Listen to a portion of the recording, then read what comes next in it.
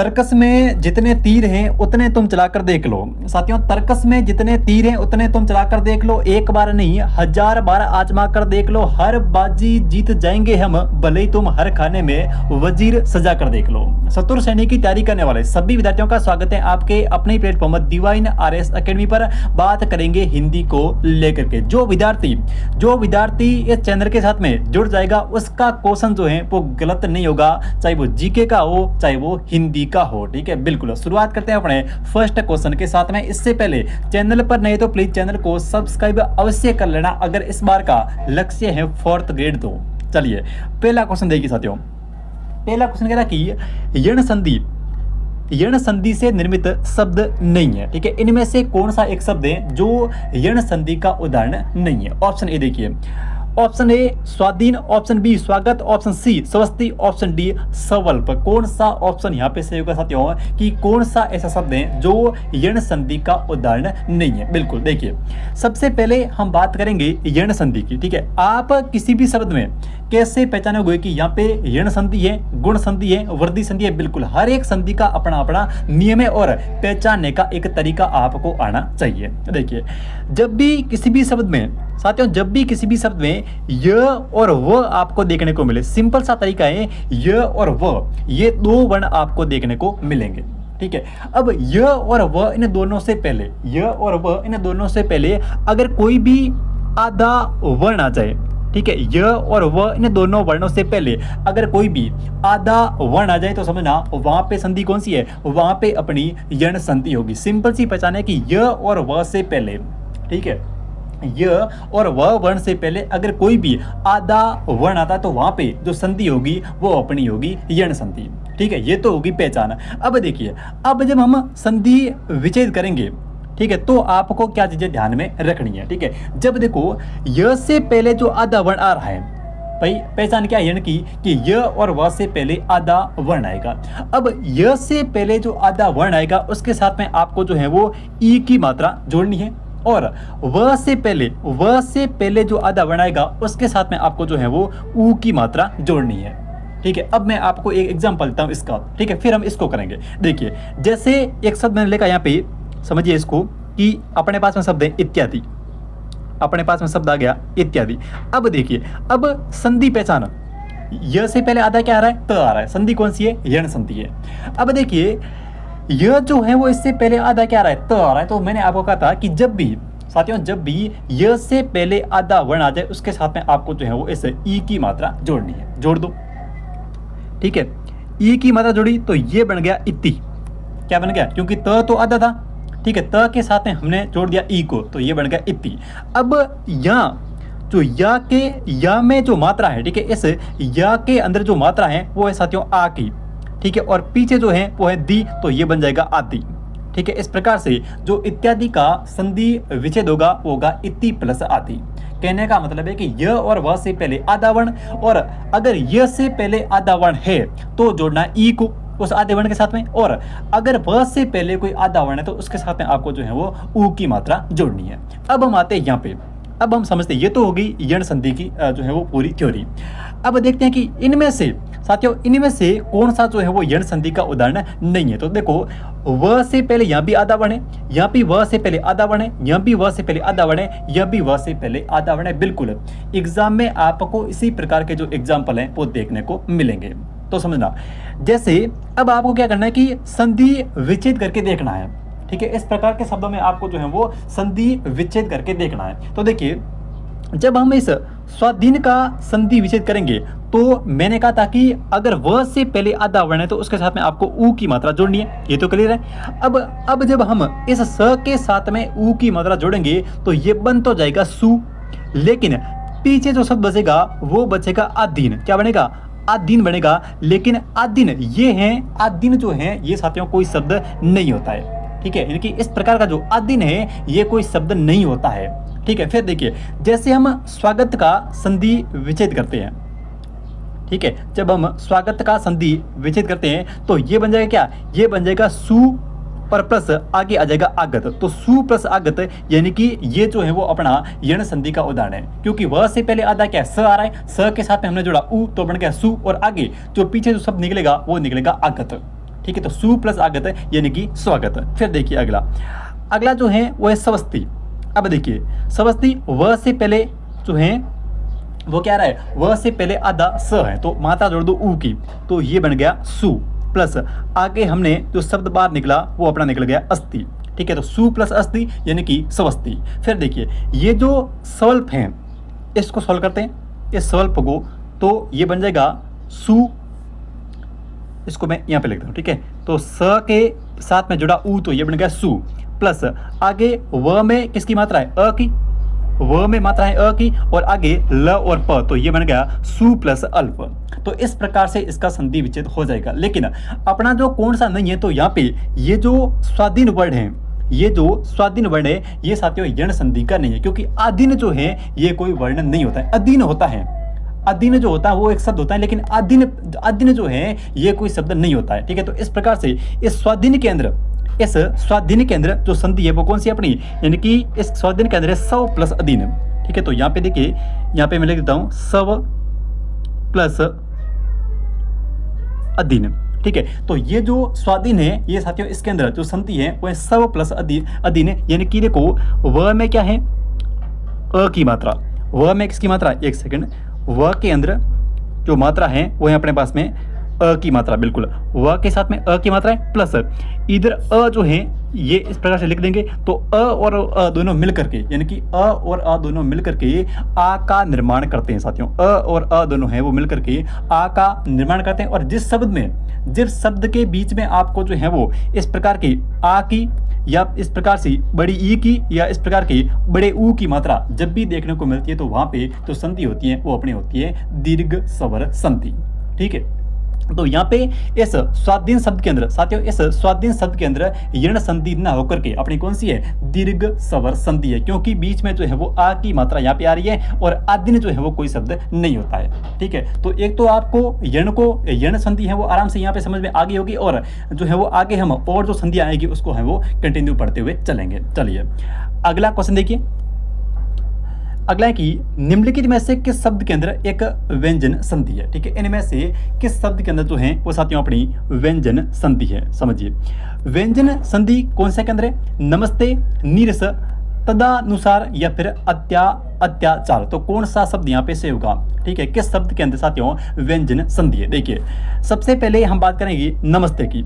ठीक है, तो नमस्ते के अंदर जो संधि है इसका संधि विचित करेंगे तो ये बन जाएगा नम विसर्ग और ते, तो संधि होगी विसर्ग संधि। ठीक है, नमस्ते में होगी कौन सी संधि अपनी, विसर्ग संधि। ठीक है, ये आपको जो है वो थोड़ा याद करना पड़ेगा कि नमस्ते नम प्लस ते यानी कि विसर्ग संधि। ऑप्शन बी देखिए, ऑप्शन बी यहाँ पे कह रहा है कि नीरस।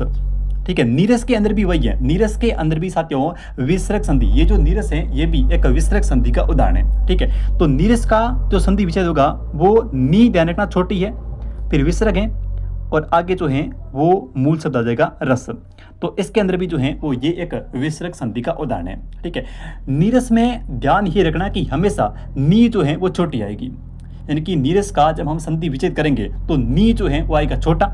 ठीक है, उसके बाद में आएगा विसर्ग, उसके बाद में आएगा रस।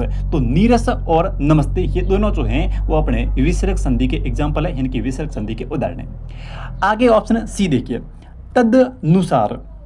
ठीक है, तदनुसार। अब यहाँ पे देखिए जैसे त, फिर थ और फिर द, तो ये जो द हैं यहाँ पे, ये जो द है साथियों ये अपने वर्ण का, यानी कि ये जो है वो तीसरा वर्ण है, यहाँ पे 3 नंबर का वर्ण है। और जब भी व्यंजन संधि में जो तीसरा वर्ण होता है वो अपने ही पहले वर्ण के अंदर बदल जाता है। ठीक है, जब भी आपको व्यंजन संधि में इस प्रकार का तीसरा वर्ण जो है वो देखने को मिले तो वो अपने ही पहले वर्ण के अंदर चेंज हो जाता है। तो यहाँ पे ये जो द है, इस द का जो परिवर्तन होगा वो होगा अपने पहले वर्ण में, यानी कि त के अंदर, तो ये बन जाएगा तत् प्लस आगे जो है वो बन जाएगा अनुसार। ठीक है, तो तत् प्लस अनुसार, यानी कि इस प्रकार से ये बन जाएगा तदानुसार। व्यंजन संधि में अपने ही वर्ण का, जैसे जैसे किसी भी शब्द के बीच में जैसे ग आ गया, तो ये जो ग है ये अपने ही जो वर्ग के पहले वर्ण में, यानी कि क के अंदर इसका जो है वो परिवर्तन हो जाता है। ठीक है, तो इस प्रकार से यहाँ पे जो संधि है अपनी सी में वो है अपनी कौन सी, यहाँ पे व्यंजन संधि, ऑप्शन नंबर आपका सी जो है वो यहाँ पे सही होगा। फिर देखिए अत्याचार। अत्याचार के अंदर कौन सी संधि है? इस अत्याचार शब्द में कौन सी संधि है? तो देखो य से पहले आधा वर्ण जो है वो त आ रहा है, ठीक है, य से पहले आधा वर्ण क्या आ रहा है? त आ रहा है, तो इसके साथ में आपको जो है वो ई की मात्रा जोड़नी है। अब देखो य आ रहा है इसलिए हम ई जोड़ रहे हैं, अगर उ वो आता तो हम क्या जोड़ते? उ जोड़ते। तो इस प्रकार से आपको जोड़ना, यहाँ पे देखिए वो यहाँ पे हम जोड़ देंगे इसमें अति, इसके अंदर ई की मात्रा जुड़ी तो ये बन गया अति, प्लस आगे जो है वो बन जाएगा आचार, तो अति प्लस आचार यानी कि अत्याचार। संधि कौन सी है? इसके अंदर जो संधि है वो है अपनी यण संधि। तो नमस्ते में विसर्ग संधि है, नीरस में विसर्ग संधि है, अत्याचार के अंदर यण संधि है, क्योंकि यह से पहले आधा वर्ण त आ रहा है, तो अति प्लस आचार यानी कि अत्याचार, यण संधि। और ऑप्शन नंबर सी में आपका तदनुसार यानी कि तत् प्लस अनुसार, इसके अंदर ये एक व्यंजन संधि का उदाहरण है। तो ऑप्शन नंबर आपका यहाँ पे सी जो है वो बिल्कुल सही होगा। व्यंजन संधि का एक नियम है कि जब भी कोई भी बीच के अंदर जो है वो तीसरा वर्ण आता है तो वो अपने ही वर्ग के पहले वर्ण के अंदर जो है वो चेंज हो जाता है, ठीक है। जैसे हम लिखते हैं दिगंबर, एक मैं आपको उदाहरण और देता हूँ इसका, समझिए इसको, ठीक है। जैसे मैंने यहाँ पे लिख दिया दिगंबर, ठीक है, दिगंबर। अब देखिए यहाँ पे दिगंबर, ये जो दिगंबर के अंदर ये जो ग है वो क का तीसरा वर्ण, क उसके बाद में ख उसके बाद में ग, तो ये जो ग आ रहा है ये अपने ही वर्ग के पहले वर्ण यानी कि क के अंदर इसका परिवर्तन हो जाएगा, तो ये बन जाएगा दिक प्लस अंबर, दिक प्लस अंबर। इस प्रकार से इसका जो संधि विच्छेद होगा वो होगा दिक प्लस अंबर, यानी कि ये भी एक जो है वो व्यंजन संधि का उदाहरण है। दिक प्लस अंबर, इससे बन जाएगा दिगंबर। तो व्यंजन संधि में अपने ही वर्ण के जो है वो पहला और तीसरा का ये नियम है कि अगर तीसरा वर्ण आता है तो वो अपने ही पहले के अंदर चेंज हो जाता है जब हम उसका संधि विच्छेद करते हैं तब, ठीक है। देखिए अगला क्वेश्चन, अगला जो क्वेश्चन है वो है कि तर्कस का पर्यायवाची शब्द है, ठीक है। इन चारों में से कौन सा एक जो है वो तर्कस का पर्यायवाची शब्द है? देखिए तर्कस क्या होता है? तर्कस यानी कि जिसके अंदर तीर या फिर बाण को रखा जाता है उसको बोलते हैं तर्कस। तीर या बाण के जो रखने का स्थान होता है, जो रखने का एक होता है अपने पास में, उसको हम बोलते हैं तर्कस। जैसे ये अपना है, ये तो है धनुष और ये है तीर, और तीर के पास में एक देखा होगा जिस प्रकार से ऐसे ये बना होता है, ठीक है, उसको हम बोलते हैं तर्कस। तो इनमें से देखो तीर तो हो गया, ये तो है तीर,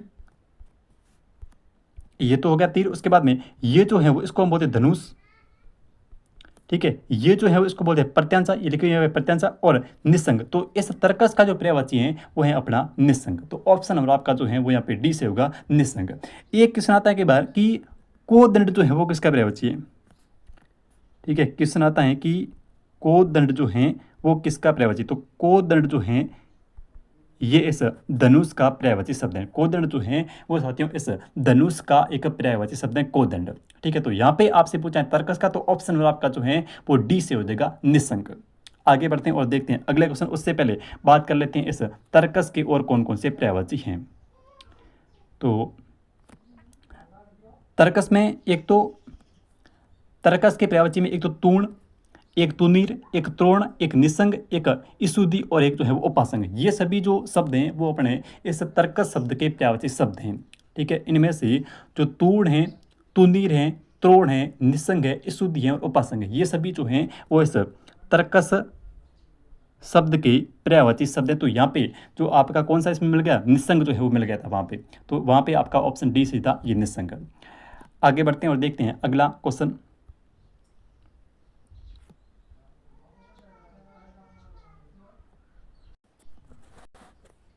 चलिए अगला क्वेश्चन कह रहा है कि कौन सा जो है वो अन्य शब्द का पर्यायवाची शब्द है, ठीक है। कौन सा यहाँ पे जो है वो साथियों अन्य शब्द का पर्यायवाची शब्द है, ठीक है। कानन, वाटिका, उपवन या फिर बाग, ठीक है। तो यहाँ पे आपका जो ऑप्शन सही होगा वो होगा ए, बिल्कुल कानन, या फिर इसको बोलते हैं जंगल, कानन या फिर इसको बोलते हैं जंगल। तो ये कानन है, जंगल है, अरण्य है, ये एक दूसरे क्या है, ये एक दूसरे के पर्यायवाची शब्द हैं, ठीक है। कौन कौन से? अरण्य हो गया, कानन हो गया, जंगल हो गया, ठीक है। ये तीनों जो है आपस में एक दूसरे के पर्यायवाची शब्द हैं, ठीक है। बाकी वाटिका, उपवन, बाग है, ये अपने आप में एक दूसरे के पर्यायवाची शब्द हैं। तो यहाँ पे आपका ऑप्शन नंबर जो है वो एक से हो जाएगा, कानन। अगला देखिए, अगला है कि किस विकल्प में सभी शब्द जो है वो परस्पर पर्यायवाची शब्द नहीं है, ठीक है। कौन से यहाँ पे जो है वो अपने आप में पर्यायवाची शब्द नहीं है, ठीक है। आत्मजा और दुहिता, ये आत्मजा और दुहिता ये साथियों पुत्री के पर्यायवाची हैं। और देखो, पुत्री और पुत्र इन दोनों के पर्यायवाची में क्या समानता है कि आपको आराम से अगर पहचान करनी तो ऐसे करना कि जब भी आपको जैसे आत्मजा है, यहाँ पे जैसे आत्मजा लिखा हुआ और यहाँ पे आत्मजा है कि ज के अंदर क्या लगा हुआ, आ लगा हुआ है। लेकिन अगर मैं इसको आत्मज लिख दूं, अगर इसको आत्मज लिखा जाता है तो वहाँ पे ये जो आत्मज है ये साथियों किसका पर्यायवाची है, ये पर्यायवाची है अपने पुत्र का पर्यायवाची, ठीक है। जैसे जैसे यहाँ पे सुत लिखा हुआ है, सुत, ठीक है। तो ये जो पर्यायवाची है वो किसका है, ये तो पर्यायवाची है पुत्र का। लेकिन पीछे जैसे ही अ की ध्वनि लगा दी, यानी कि इसके पीछे जैसे ही हमने अ की मात्रा यानी कि इसको सुता कर दिया तो ये जो है वो पुत्री का पर्यायवाची शब्द है। यानी कि जिन शब्दों के पीछे आ की ध्वनि आ रही है, ठीक है, वो तो जैसे आत्मजा हो गया, आत्मज हो गया, ठीक है। आत्मजा ये तो है पुत्री का, लेकिन जैसे ही आत्मज हुआ तो ये जो है पुत्र का पर्यायवाची बन गया। यानी कि जिन शब्दों के पीछे अ की ध्वनि है, आ की मात्रा है, वो तो है पुत्री के, जिनके पीछे आ की मात्रा वो तो है पुत्री के, और जिनके पीछे अ की ध्वनि है वो किसके हैं, वो है पुत्र के पर्यायवाची, ठीक है। तो इस प्रकार से आपको पुत्र और जैसे पुत्र के याद हो गए तो फिर आपको जो है पीछे आ लगाना है, वो सारे जो पर्यायवाची हैं वो पुत्री के बन जाएगी। अगर आपको पुत्री के पर्यायवाची याद हैं तो उसके पीछे आ की जगह आपको सिर्फ अ लगाना, वो जो है वो पुत्र के पर्यायवाची बन जाएंगे, ठीक है। तो यहाँ पे आत्मजा और दुहिता ये एक पुत्री के पर्यायवाची शब्द हैं। उसके बाद में ऑप्शन बी देखिए, ऑप्शन बी में सक्सु और मयंक, यहाँ पे जो सक्सु शब्द हैं ये हैं आ का पर्यायवाची, सक्सु शब्द आ का पर्यायवाची है। और ये जो मयंक है ये चंद्रमा शब्द का पर्यायवाची है। यहाँ पे ये जो मयंक है वो साथियों अपने चंद्रमा शब्द का पर्यायवाची शब्द है, ठीक है। तो यहाँ पे सक्सु आ का है और चंद्रमा जो है ये मयंक जो है ये चंद्रमा शब्द का पर्यायवाची शब्द है। तो यहाँ पे आपका ऑप्शन नंबर बी जो है वो आपस में सही नहीं है, क्योंकि चक्षु आ का हो गया, ठीक है। चक्षु है, नयन है, लोचन है, नेत्र है, ये सभी आँख के पर्यायवाची हैं। लेकिन मयंक जो है वो यहाँ पे किसका है, चंद्रमा का पर्यायवाची शब्द है। फिर आगे उपल और प्रस्तर, उपल समझिए, उपल और प्रस्तर ये दोनों जो पर्यायवाची हैं, उपल और प्रस्तर ये दोनों पत्थर के पर्यायवाची शब्द हैं, ठीक है। उपल और प्रस्तर ये साथियों पत्थर शब्द के पर्यायवाची शब्द हैं। और अरविंद और पुंडरीक ये दोनों जो हैं वो कम्बल शब्द के पर्यायवाची शब्द हैं, ठीक है। अरविंद आ जाए, पुंडरीक आ जाए, ठीक है, राजीव आ जाए, या फिर जैसे तो ये देखो अरविंद है, पुंडरीक है, कम्बल है, ये सभी जो है वो अपने कम्बल के पर्यायवाची शब्द हैं।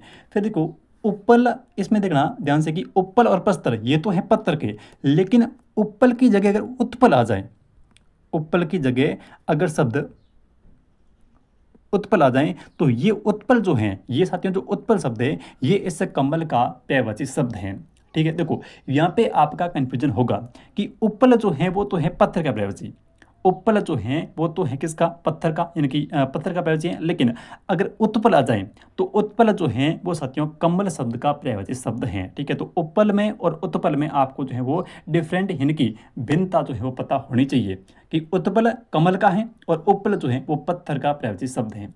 यहाँ पे आपका ऑप्शन नंबर सही है बी। आगे बढ़ते हैं और देखते हैं अगला क्वेश्चन। जरा का विलोम शब्द क्या होगा, दो शब्द है यहाँ पे समझिए। एक शब्द होता है जरा, इसके नीचे ही बिंदी है, ठीक है। एक बिंदी का इतना फर्क है, एक बिंदी जो है वो साथियों अर्थ का अनर्थ बना देती हैं, ठीक है। एक तो है ये जरा, एक शब्द है सीधा जरा। अब देखिए एक जरा के पीछे ये इस प्रकार की इसके नीचे बिंदी है ज के नीचे, और इसमें क्या है कि ज के नीचे बिंदी नहीं है। तो इस जरा शब्द का जो अर्थ होता है वो होता है वृद्ध। इस बिंदी वाले जो ज के नीचे जिस शब्द में बिंदी लगी होती है उसका मतलब होता है वृद्ध। और ये जो जरा है जिसके नीचे बिंदी नहीं है तो इसका मतलब होता है थोड़ा। इस जरा का मतलब क्या होता है, इस जरा का मतलब साथियों थोड़ा होता है। तो यहाँ पे देखिए ये कह रहा है कि जरा का विलोम शब्द क्या होता है, तो जरा का जो विलोम शब्द होता है, इनकी जरा, इनकी वृद्ध, तो जरा का विलोम हो जाएगा यौवन। यहाँ पे इस जरा शब्द का जो विलोम होगा वो हो जाएगा यौवन। तो आपका ऑप्शन नंबर जो है वो यहाँ पे से होगा 2 नंबर, यानी कि यौवन। ठीक है, समझ में आने के बाद जरा, इस जरा का मतलब क्या था, इस जरा का मतलब होता है यौवन। ठीक है, और इस जरा का जो विलोम होगा वो होगा वर्ध। अब जिसके नीचे बिंदी नहीं है, इस जरा का मतलब होता है थोड़ा। ठीक है, थोड़ा, और इसका जो विलोम होगा वो होगा ज्यादा। अल्प, अल्प का जो विलोम होगा वो होगा बहु। ठीक है, तो यहाँ पे आपका ऑप्शन से होगा बी। आगे बढ़ते हैं और देखते हैं अगला। कृपण का विलोम शब्द क्या होगा? कृपण शब्द का परोपकारी, दानी, भिखारी या फिर स्वार्थी, कौन सा ऑप्शन यहाँ पे से होगा? साथियों, कृपण शब्द का जो विलोम शब्द होगा वो होगा दानी। ऑप्शन नंबर से होगा 2, यानी कि इस कृपण का जो विलोम होगा वो होगा दानी। आगे बढ़ते हैं और देखते हैं अगला क्वेश्चन। अगला है कि निम्नलिखित शब्दों में से किस शब्द में सभी शब्द जो हैं वो व्यक्तिवाचक संज्ञा के उदाहरण हैं? ठीक है, निम्न में से किस समूह के अंदर सभी जो शब्द हैं वो व्यक्तिवाचक संज्ञा के उदाहरण, एग्जाम्पल है? बहन, भारतीय और श्याम। यहाँ पे देखिए बहन। अब देखिए जो व्यक्तिवाचक संज्ञा के जितने भी उदाहरण हैं वो क्या है कि अद्वितीय हैं, यानी कि उसके जैसा और कोई नहीं है ना। व्यक्तिवाचक संज्ञा की जब आप पहचान करोगे तब आपको पता होना चाहिए कि इस प्रकार की जो वस्तु हैं वो दुनिया में और नहीं है, यानी कि ये एक जो वस्तु है वो अद्वितीय हैं। अब देखिए यहाँ पे जो फर्स्ट ऑप्शन का जो पहला उदाहरण है वो है बहन।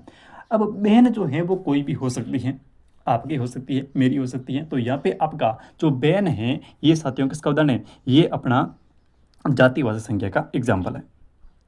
तो यहाँ पे बहन शब्द के अंदर कौन सी है? बहन शब्द के अंदर जातिवाचक संज्ञा है। भारतीय, हम सब भारतीय हैं, तो ये भी एक जातिवाचक संज्ञा का उदाहरण है। श्याम जो है ये किसी का नाम है, श्याम जो है वो ये किसी का नाम है, तो यहाँ पे आपका व्यक्तिवाचक संज्ञा है श्याम में। लेकिन बहन में और भारतीय में, बहन और भारतीय इन दोनों शब्दों के अंदर जातिवाचक संज्ञा के उदाहरण है। ऑप्शन बी, सुरेश एक व्यक्तिवाचक संज्ञा है, लेकिन सुरेश, अब देखिए सुरेश जो है वो कोई भी हो सकता है, सुरेश नाम जो है वो किसी का भी हो सकता है। गंगा और सोमवार, ठीक है, सुरेश, गंगा और सोमवार, तो यहाँ पे सुरेश, गंगा और सोमवार ये जो शब्द हैं वो साथियों अपने किसके उदाहरण हैं? ये अपने इस व्यक्तिवाचक संज्ञा के उदाहरण हैं। ठीक है, सुरेश किसी का नाम है, ठीक है, उसको हम सुरेश नहीं कर सकते। गंगा का गंगा नहीं कर सकते क्योंकि व्यक्तिवाचक संज्ञा के जो उदाहरण हैं वो साथियों बहुवचन नहीं बन सकते। ठीक है, गंगा, गंगा अपने आप में एक नदी है, एक नदी का नाम है गंगा। अब ऐसे नहीं कि भारत के अंदर बहुत सारी गंगाएं हैं, ठीक है, गंगा जो एक ही है और एक नदी है। ठीक है, सोमवार, सोमवार अपने आप में एक ही शब्द है सोमवार, ऐसा नहीं कि सप्ताह में जो है वो 3-4 सोमवार आ जाए, पता नहीं कौन सा सोमवार है, एक ही। मैंने कहा जो व्यक्तिवाचक संज्ञा के उदाहरण है वो अपने आप में अद्वितीय है, वो सिर्फ एक ही है। ठीक है, सुरेश अपने आप में एक नाम है, इसका सुरेशो नहीं कर सकते, गंगा का गंगाओं नहीं कर सकते, सोमवार का सोमवारों नहीं कर सकते। ठीक है, तो ये जो ऑप्शन बी के अंदर जितने भी शब्द हैं वो साथियों अपने व्यक्तिवाचक संज्ञा के उदाहरण है। ये हमेशा सिंगुलर होती हैं, एक वचन होती है और इसके जैसा और कोई नहीं होता है। ठीक है, वाराणसी, अब वाराणसी एक स्थान का नाम है और जितने भी स्थान हैं, चाहे वाराणसी हो, चाहे दिल्ली हो, चाहे जयपुर हो, कोई भी स्थान हो, सारे के सारे व्यक्तिवाचक संज्ञा के उदाहरण हैं। ठीक है, कोई भी स्थान का नाम आ जाए वो व्यक्तिवाचक संज्ञा का उदाहरण है। जैसे आ गया ताजमहल, अब ताजमहल जो है वो एक ही है, ऐसा नहीं है कि इंडिया के अंदर बहुत सारे ताजमहल है ना। ऐसा आ जाए कि हवा महल है, तो हवा महल एक ही है, ऐसा नहीं है कि हवा महल जो है बहुत सारे हैं। तो नदी का नाम आ जाए, किसी देश का नाम आ जाए, किसी व्यक्ति का नाम आ जाए जो अपने आप में अद्वितीय है, कि एक ही है, तो उसके लिए हम व्यक्तिवाचक संज्ञा का प्रयोग करते हैं। ठीक है, फिर देखिए मित्रता। अब वाराणसी के अंदर हम मानते हैं कि यहाँ पे जो है वो व्यक्तिवाचक संज्ञा है, लेकिन साथियों इस मित्रता शब्द में भाववाचक संज्ञा, क्योंकि मित्रता जो है वो हमें दिखाई नहीं देती है, ये एक मित्रता का एक भाव है, मित्रता का एक क्या है, मित्रता का एक भाव है। तो यहाँ पे जो मित्रता है ये एक भाववाचक संज्ञा का उदाहरण है। ऑप्शन डी, हिमालय बिल्कुल एक ही है। रामचरितमानस एक व्यक्ति का नाम है जिन्होंने महाभारत की रचना की, रामचरितमानस। ठीक है, अब ये किताब है रामचरितमानस, और कवि जो हैं, कवि कोई सा भी हो सकता है। ठीक है, कवि का कोई नाम नहीं, जैसे यहाँ पे लिखते हैं कालिदास है, तो कालिदास जो है वो एक व्यक्तिवाचक संज्ञा है, लेकिन कवि आया है तो कवि जो है वो कोई भी हो सकता है, इसलिए कवि शब्द के अंदर जातिवाचक संज्ञा है। ठीक है, इसलिए ऑप्शन सिर्फ बी के अंदर सुरेश, गंगा और सोमवार, इनके अंदर हमेशा कौन सी संज्ञा होगी? व्यक्तिवाचक संज्ञा होगी। अगला क्वेश्चन देखिए, गांधी को राष्ट्रपिता कहा गया। ठीक है साथियों, गांधी को जो है वो राष्ट्रपिता कहा गया। अब इस वाक्य में गांधी शब्द क्या है? गांधी जो है वो यहाँ पे व्यक्ति वाचक संज्ञा, क्योंकि यहाँ पे बात हो रही है किसकी? यहाँ पे बात हो रही है सिर्फ और सिर्फ गांधी जी की। ठीक है, क्योंकि गांधी जी एक ही थे, ऐसा नहीं कि गांधी जी जो है वो 10 एक थे। गांधी जी जो हैं वो साथियों एक ही थे, तो गांधी को राष्ट्रपिता कहा गया। ठीक है, अब आप क्वेश्चन ऐसे नहीं करोगे कौन से गांधी को राष्ट्रपिता कहा गया, कौन से गांधी को राष्ट्रपिता कहा गया। तो यहाँ पे क्योंकि गांधी जो हैं वो गांधी जी अपने आप में एक ही थे, अद्वितीय थे, इनके जैसा और कोई था नहीं, तो यहाँ पे आपका व्यक्तिवाचक संज्ञा है। एक उदाहरण हम पढ़ते हैं कि जयचंदों को, ठीक है, जयचंदों